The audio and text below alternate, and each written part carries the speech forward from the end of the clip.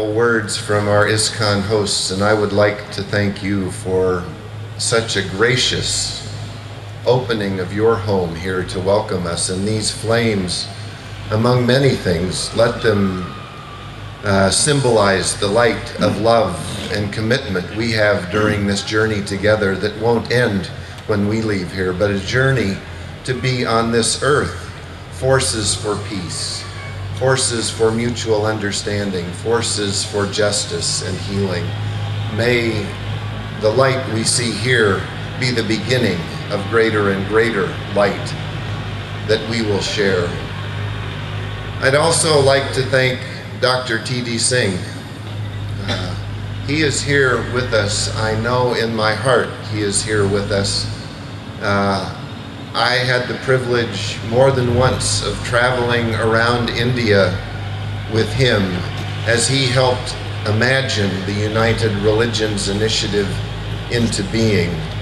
I'd like to share one vision of his that we spent the better part of 5 days hopping on planes here and there talking about, which was the vision that the day would come that there would be interfaith peace villages in every part of the world, places where people of all faiths could go to be on the ground living with people of other faiths, to come to understand them better, and together to learn how to be better peacemakers, to learn how to reach out and help those most in need more effectively.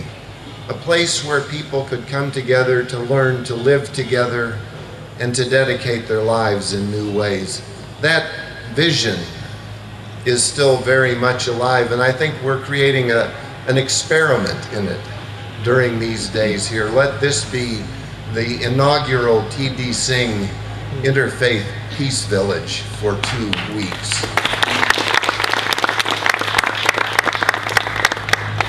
And though I rarely would take issue with Dr. T.D. Singh, it was actually 4 years it took us to write the mission statement, not 3. 4 years to write one sentence, and it's worth repeating right now. It occurs twice in our charter, at the beginning of the preamble, and then all alone at the purpose statement. I would like to share it with you as it begins the preamble of our charter. We, people of diverse religions, spiritual expressions, and indigenous traditions throughout the world, hereby establish the United Religions Initiative to promote enduring daily interfaith cooperation, to end religiously motivated violence, and to create cultures of peace, justice, and healing for the earth and all living beings. May our time together these 2 weeks be dedicated to helping to make that purpose take a deeper root in our own hearts, in our own lives, and in our world. And 2 final things. The first is that in 1995, as we prepared, the beginning glimmer of the United Religions Initiative, prepared to have a 1-hour interfaith service at Grace Cathedral in San Francisco to help commemorate the 50th anniversary of the signing of the UN Charter in San Francisco. For 3 days before that, 200 young leaders gathered in a conference called Rediscovering Justice, and that conference really was the beginning of the United Religions Initiative. This gathering here of young leaders is the largest gathering of young leaders in URI's name since 1995. If that gathering launched the effort that led to the writing and signing of URI's charter, what will this gathering launch? I ask that as a question for us to hold during our time together, without any idea what the answer might be, but to let us be bold in imagining what might come out of this gathering.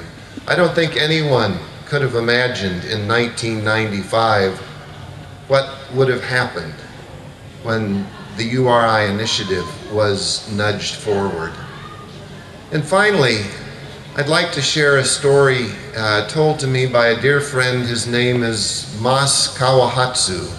He is a priest in the Kanko Church, which grew up out of the Shinto faith in Japan.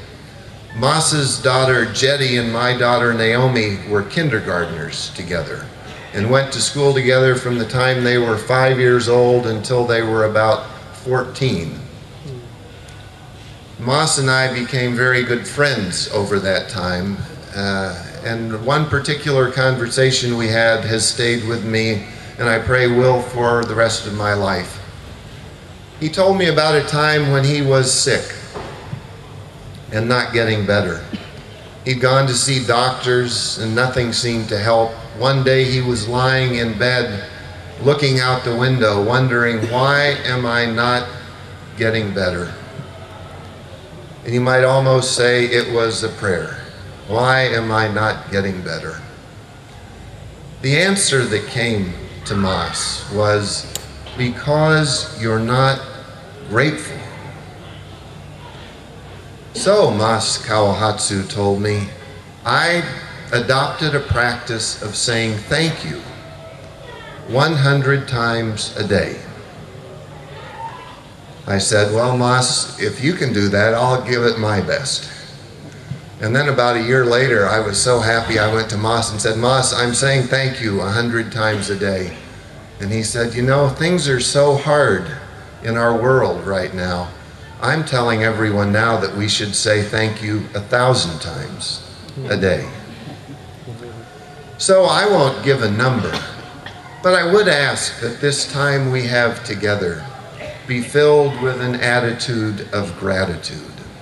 That we remember when we wake up in the morning to say thank you. And just to look at each other and say thank you. Thank you for being you and for being here. And this one is hard for a lot of us, but maybe when we look in the mirror to say thank you for being you, for being me, that we might fill our time together with gratitude, because I believe in my heart that the best things in life, the things that the world most desperately need, grow out of gratitude. A gratitude grounded in the love that our Creator, known by so many names and no names, has for us and wants to have work through us. It's a privilege to be here with all of you. Thank you for dedicating this time in your lives to be together, and I look forward to what will grow from this time.